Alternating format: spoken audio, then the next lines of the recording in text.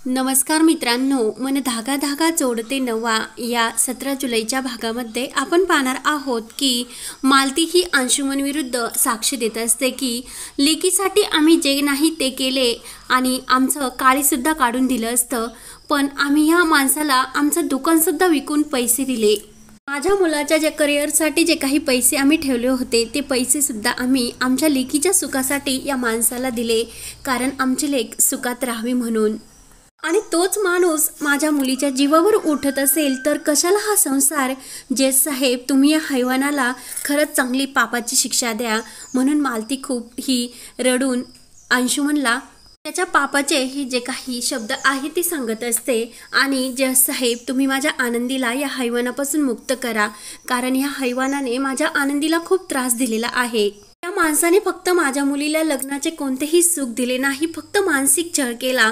त्यामुळे या माणसाला खरंच एका आईची तळतळीची विनंती आहे की याला जास्तीत जास्त कडक शिक्षा मिळाली पाहिजे आणि हा डिवोर्स हा नक्की व्हायला हवा। मालती खूप रडू लागते आणि आनंदी सुद्धा मालतीची ती अवस्था बघून रडत असते। अण्णा मालतीला समजवण्याचा प्रयत्न करत असतात आणि आनंदीला सुद्धा। तेव्हा लीना सुद्धा खूप रडत असते।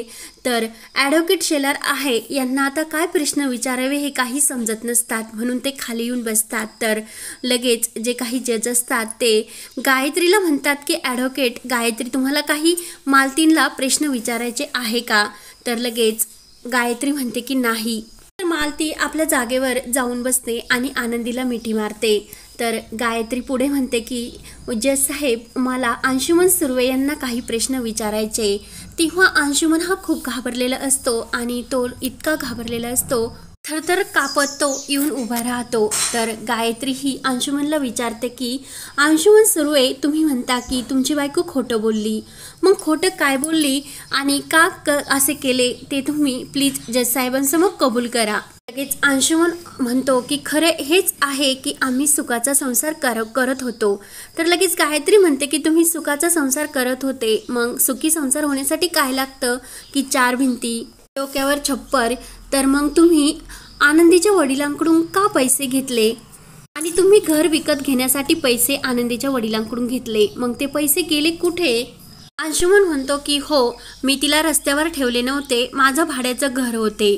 तर लगेच मग गायत्री म्हणते की लग्नाच्या दुसऱ्या दिवशी भाड्याचे जे काही घर होते त्याचा मालक भाडे मागण्यासाठी दारात का उभा होता आणि त्याने तुमचे सामान बाहेर फेकून देईल याची धमकी सुद्धा दिली होती।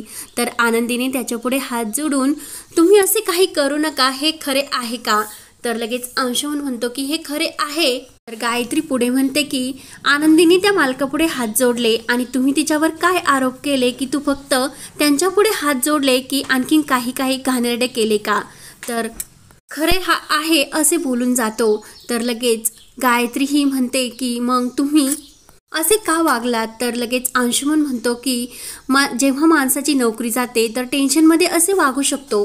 तर गायत्री आत्या म्हणते की तुम्ही आजपर्यंत खोटंच बोलत आले आणि जर तुम्हाला परिस्थितीचे भान असते तर तुम्ही बाहेर मुलींच्या असे अंगसटीला गेलेच नसते आणि तुमच्यावर अशा केससुद्धा ह्या आरोप आले नसते। तेव्हा ॲडव्होकेट गायत्री ते सर्व पुरावे हे जज साहेबांना देते। तर लगेच अंशुमन म्हणतो की मी जे काही वागत होतो ते सर्व लग्ना अगोदर होते, पण लग्नानंतर मी आणि माझी बायको सुखात संसार करत होतो। तर लगेच गायत्री म्हणते की तुम्ही खरंच आनंदीला आनंदात ठेवत होतात, मग तुम्ही 4 वर्षात तिच्यासाठी काय केले? तुम्ही कधी तिला रेस्टॉरंटला जेवायला नेले का? ते जाऊन द्या, पण साधं भजीपावच्या दुकानात सुद्धा नेले का 4 वर्षात? तर अंशुमन म्हणतो की मी तिच्यासाठी पार्सल घेऊन येत होतो। तर लगेच गायत्री म्हणते की ह्या माणसाने आनंदीसाठी 4 वर्षात एक साधी गोष्ट सुद्धा आणलेली नाही। आनंदीच्या लग्नामध्ये तिच्या वडिलांनी 10 तोळ्याचे सोनं घातले होते, मग ते सोनं कुठे आहे असं अंशुमनला गायत्री आत्या विचारतात। तर लगेच तेव्हा गायत्री जज साहेबांना जे काही अंशुमनने दागिने विकलेले असतात त्या सोनाराचे जे काही रिसीट असते ते त्याचा पुरावा ती देते आणि ह्या माणसाने दागिने सुद्धा हे लग्नाचे विकून टाकले, जे श्रीधन असते ते सुद्धा। अंशुमन म्हणतो की हे सर्व खोटे आहे। तर लगेच गायत्री आत्या म्हणते की मी त्या सोनाराला सुद्धा येथे बोलवू शकते आणि ते सुद्धा नको असेल तर जे काही दागिने तुम्ही विकले त्याचे CCTV जे काही फुटेज आहे त्याच्यामधील पुरावा सुद्धा आमच्याकडे आहे। तर गायत्री ही पुढे अंशुमनला विचारते की मला एका प्रश्नाचे उत्तर द्या की तुमचे आनंदीवर प्रेम आहे का? तर लगेच अंशुमन म्हणतो की हो आहे. तर लगेच मग गायत्री विचारते मग तिचा वाढदिवस कधी असतो ते मला सांगा. तर अंशुमनची बोलती बंद होते. तर लगेच ॲडव्होकेट शेलार उठतात आणि जज साहेब हा काही प्रश्न आहे का विचारण्याचा. तर लगेच गायत्री पुढे विचारते जो माणूस बायकोवर इतका प्रेम करतो मग वाढदिवस का लक्षात राहत नाही. तर लगेच अंशुमन हा 7 जुलै 7 जून असे बोलू लागतो. तर लगेच गायत्री म्हणते की 7 ऑक्टोबर आणि ज्या माणसाला बायकोचा वाढदिवससुद्धा माहिती नाही त्यावरून असे लक्षात येते की यांच्या बायकोवर आणि या नात्यावर किती प्रेम आहे ते.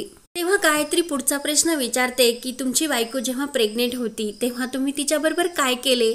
तर अंशुमनला काय उत्तर द्यावे ते समजत नसते. तेव्हा अंशुमन म्हणतो की मला माहितीच नव्हते की ती प्रेग्नेंट आहे. तर गायत्री म्हणते की तुम्ही हे खोटं बोलता कारण तुमच्या बायकोने त्याचं तुम्हाला सरप्राईज दिले होते. अंशुमन म्हणतो की मला काहीच माहिती नव्हते, ती स्वतः आभूषण करण्यासाठी गेली होती. तर गायत्री आत्या विचारते की तुम्ही शेवटचे खरे कधी बोलला होतात ते तुम्हाला माहिती आहे का. गायत्री म्हणते की तुम्हाला ते मूल नको होतं म्हणून तिचं आभूषण हे झालेलंच नव्हतं, तिचं मिसकॅरेज झालेलं होते. तर लगेच अंशुमन म्हणतो की मी कर्जबाजारी होतो म्हणून मला हे मूल नको होते. तर लगेच आनंदी ही मालतीच्या गळ्यात पडून खूप रडत असते आणि लीनाच्या डोळ्यात सुद्धा पाणी येत असते. तर लगेच गायत्री म्हणते की तुम्हाला मूल नको होतं म्हणून तुम्ही तिला धक्का देऊन खाली पाडले आणि तिच्यावर जे नाही ते अत्याचार सुद्धा केले. तेव्हा अंशुमन म्हणतो की हे सर्व खोटं बोलतात, माझ्यावर खोटं आरोप करतात, माझ्या बायकोवर खूप प्रेम आहे, आनंदी तू प्लीज मला सोडून जाऊ नको असे बोलून अंशुमन हा बेशुद्ध पडण्याचे नाटक करतो. तर सर्वांना खूप मोठा धक्का बसतो. तर लगेच ॲडव्होकेट शेलार म्हणतात की जज साहेब यांना केलेल्या आरोपामुळे त्यांना चक्कर आली. तर लगेच जज साहेब म्हणतात की ठीक आहे, त्यांना हॉस्पिटलला घेऊन जा आणि हा खटला 10 दिवसानंतर परत होईल. त्यानंतर सर्वजण घरी येतात. तर आनंदी आईजवळ खूप रडत म्हणू लागते की आई मला खरंच खूप भीती वाटत होती की मी माझ्या आईला हरून बसले की काय. तर मालती म्हणते की आनंदी तुलाच काय पण मला सुद्धा खूप भीती वाटत होती आणि मला वाटेमध्ये अंशुमन राव भेटले होते आणि त्यांनी मला इतकी धमकी दिली होती म्हणून मला कोर्टात यायचेच नव्हते, खूप भीती वाटत होती. पण आणि आनंदीला जे काही स्वप्न पडलेले असते आणि त्या स्वप्नामध्ये ती म्हणत असते की आई माझं बाळ ह्या माणसाने मारलं, मी काय करू म्हणून ती रडत असते. आणि अंशुमनचा जो काही नालायकपणाचा जो काही चेहरा असतो तो माझ्यासमोर आला आणि तो नीच माणूस कोणत्याही थराला जाऊ शकतो, पण मी विचार केला की पुढे आम्ही गेल्यानंतर माझ्या आनंदीचे कसे होणार आणि एक आई म्हणून मी कोणती भूमिका पार पडू याच विचाराने मी देवळामध्ये गेले आणि देवळात प्रार्थना केली आणि देवाने माझ्या प्रार्थनेचे फळसुद्धा मला लगेच दिले. तर मालती मंदिरात गेल्यानंतर जे काही घडलेले असतात की एक मायलेकी एक छोटी मुलगी आणि आई आलेली असते. तर त्या बाळाला तिचा हात घंटा वाजवण्यासाठी पुरत नसतो. तेव्हा ती मुलगी आईला म्हणते की आई माझा घंटेपर्यंत हात पोचत नाही. तर लगेच तिची आई म्हणते की अगं बाळा, जेथे तुझा हात पोचत नाही तेथे तुझी आई आहे ना. तेव्हा त्या प्रेरणेने ही मालतीच्या डोक्यामध्ये प्रकाश पडतो आणि मी सुद्धा माझ्या आनंदीला असाच पाठिंबा देणार असं ते ठरवते. आणि तेव्हा त्या चिमुकलीच्या चेहऱ्यावरचा आनंद बघून मला सुद्धा एक क्षण असेच वाटले की आपल्या आनंदीच्या चेहऱ्यावर सुद्धा मला असाच आनंद बघायचा असं मी ठरवले. आणि आनंदीच्या चेहऱ्यावर तो आनंद तेव्हाच बघायला भेटेल जेव्हा आनंदीची सुटका त्या राक्षसाच्या तावडीतून होईल. म्हणून मी त्या राक्षसाच्या तावडीतून सुटका होण्यासाठी पक्का निर्धार केला आणि आनंदाची यातून सुटका करायची म्हणून मी येण्यासाठी निघले. पण थोडा उशीर झाला होता, रिक्षा मिळत नव्हती. पण तेवढ्यात सार्थक जे साहेब आहे त्यांची गाडी आली आणि ते मला भेटले आणि कुठे निघले असं विचारलात. तर लगेच आनंदीची आई सांगते की कोर्टात. तर लगेच हा भाग येथे संपतो.